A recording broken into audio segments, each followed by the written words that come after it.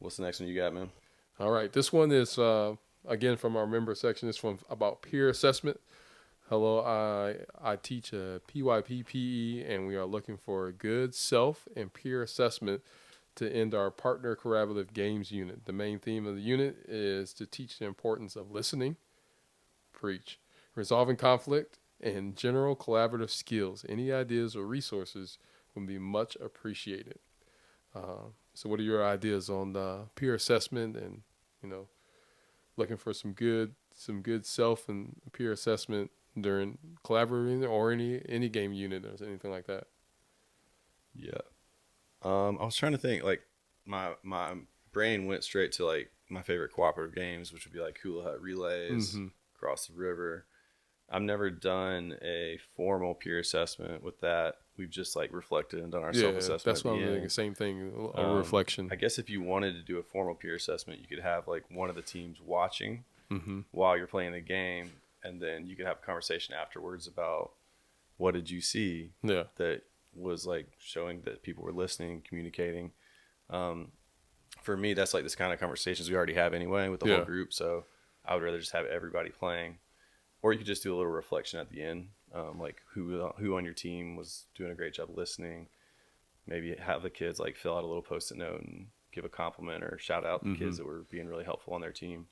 But my favorite team building games is Hula Hut Relay, Across the River. Those are my two that I always get in every year, no matter what. I'm going to find a way to fit them in. Yeah, those are classics. Just because there's so many good conversations that come out of them related to everything you're talking about: resolving conflicts, collaboration, listening to each other, communication.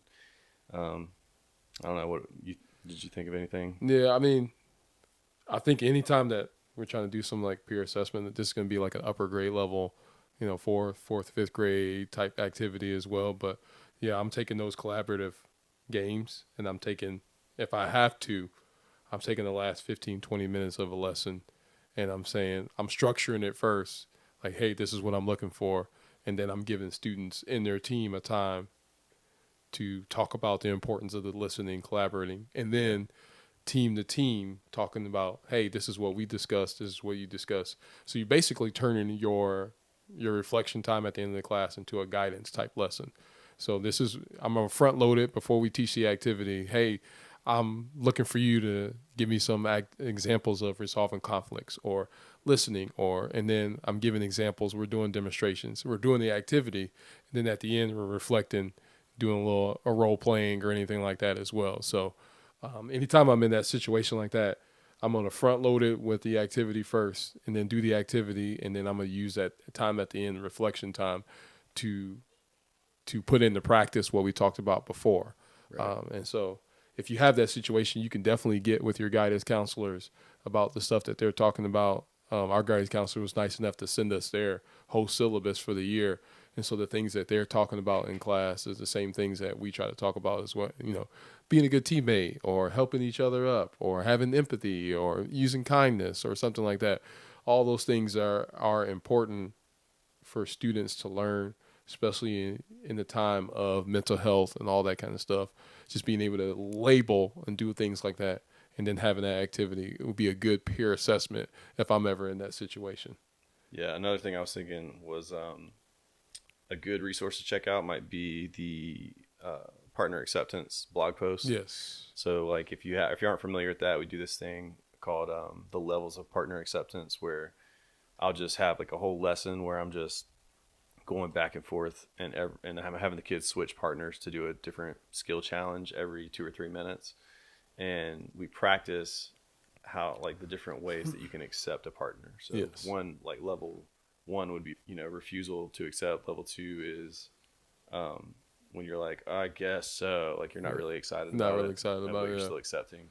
And then it goes all the way up to level 4, which is like, yes, awesome, and you do fist bump and high five, and just talking about that. And then, like you said, giving them a chance to practice it. So talk about it up front, give them a lot of chances to switch partners and practice accepting their different partners. So that was another one that might be good, and you could do an easy, like, assessment on that, like how well did my class do accepting me as a partner during our activities today. So it might be a good one. Well, also, as I've seen, where you have your whiteboard in the gym, and as they're reflecting and having that time, you're asking students to go up and write on the board what your group talked about. So that way you have, the words up on the wall so students can see, hey, this is what we talked about resolving conflict. I take a turn, you take a turn, or we play rock, paper, scissors. Or, again, you want to have that vocabulary and you want to label that, and you want students to build it so they buy into it as well. So having it up on display for students to see is a great way for them to see the work that they're putting in is working and doing everything like that. Yeah, it's a good call, man. It's a good visual too, because they get to see it, not only hear it. Yeah, they see it, not only hear it. It's clutch. Okay.